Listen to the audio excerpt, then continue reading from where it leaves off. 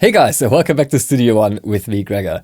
So today is the second part of my mini series on workflow here on my playlist. You let me know that you really enjoy these type of videos because even small improvements in your day-to-day workflow can really make a significant impact and the whole experience of using the software a lot more fun.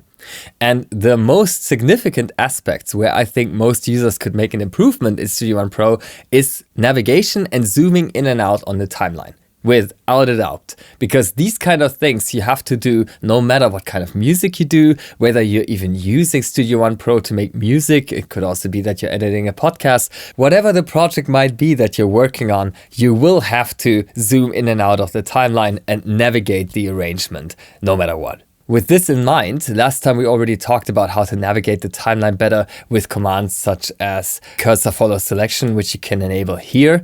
When you have that enabled, you see how the locator, the playhead cursor, is following your selection. That can already make a huge impact on your day-to-day work.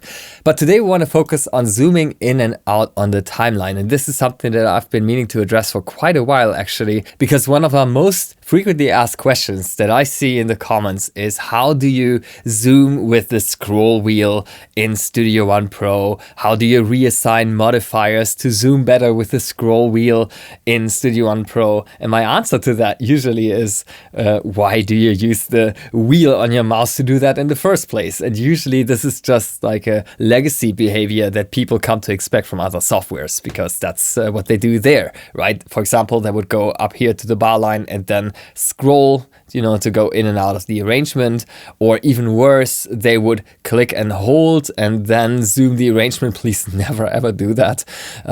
My heart would break if I catch you doing this, actually.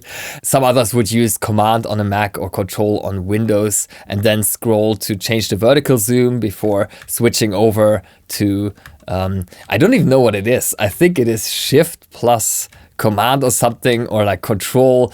I don't know, because I don't zoom in this way, right? And I would say let's disregard all of these methods entirely because there's just 2 keyboard shortcuts in the entire software that you need to memorize or need to assign to do all of your zooming in Studio One Pro, I promise. So what are these mysterious keyboard shortcuts that I'm talking about then? Well, let me show you. So here inside of Studio One, when you click at the top, you should find the keyboard shortcuts menu. Click on that. And we look for 2 commands specifically. The first command is called zoom to selection. This is a command you might be familiar with already because it's probably my favorite keyboard shortcut in the entire software. You will see why in just a moment. And by default, that's assigned to Shift and S, I believe. And you can see that I don't have Shift and S assigned here anymore because I just don't agree with this keyboard shortcut assignment. In my view, the most used keyboard shortcuts, and trust me, once you use this command, this will be one of your most used, if not the most used keyboard shortcut, should be on the most accessible and easily reachable keys on your keyboard. And this is not a new idea of mine, of course. If you've been an avid follower of my playlist, then you know I talk about keyboard shortcut ergonomics all the time.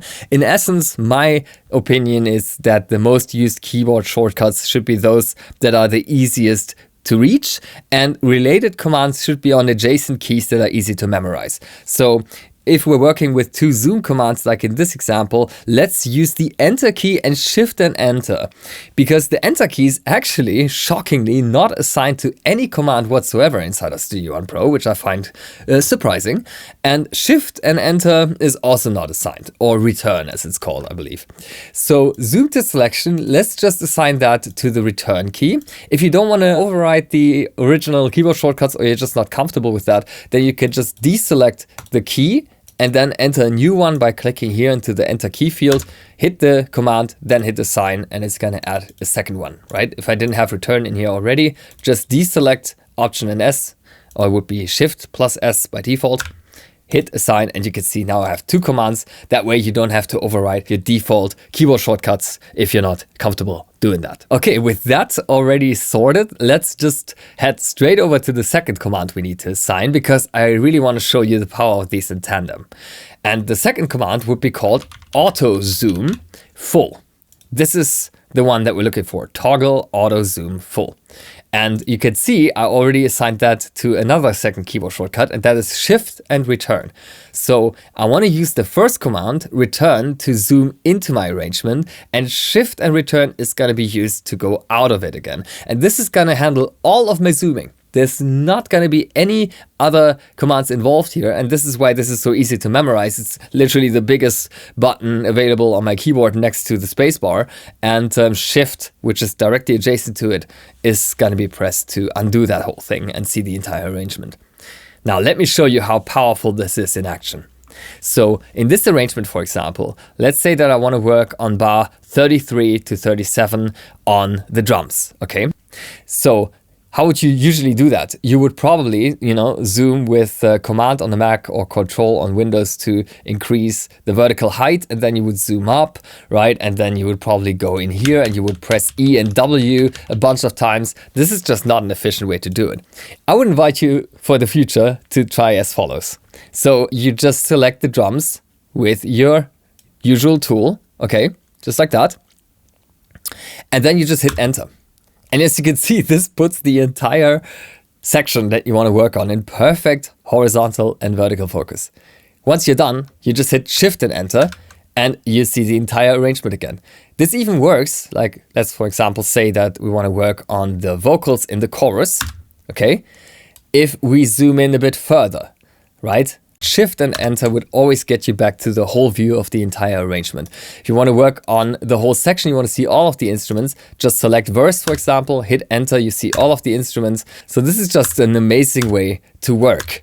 Really, you just need these two keyboard shortcuts to do all of your zooming inside of Studio One. And because these assignments are so incredibly intuitive, you can basically memorize them instantly and start using a better workflow to zoom right after finishing this video. So the only thing you need to remember is selection and Enter. You zoom in on regions that you want to work on. And once you're done, you just hit Shift and Enter to see the whole thing again. And by the way, when you use Shift and Enter, it also scales. So if you have the mixer open like that, then all of the tracks will still be in perfect horizontal and vertical focus. So you can see how I'm not exaggerating that just two keyboard shortcuts can handle the entirety of your zooming that you need to do on the arrangement timeline. Now, if you've been using a music production software for a long time, I know and appreciate how hard it can be to relearn muscle memory that has grown over the years, right? You might be so used to doing that with your scroll wheel, but I just invite you to try it out for a few days with just these two commands, Enter and Shift and Enter. Chances are there's no going back and things in your workflow are going to change and improve dramatically. Thank you for watching.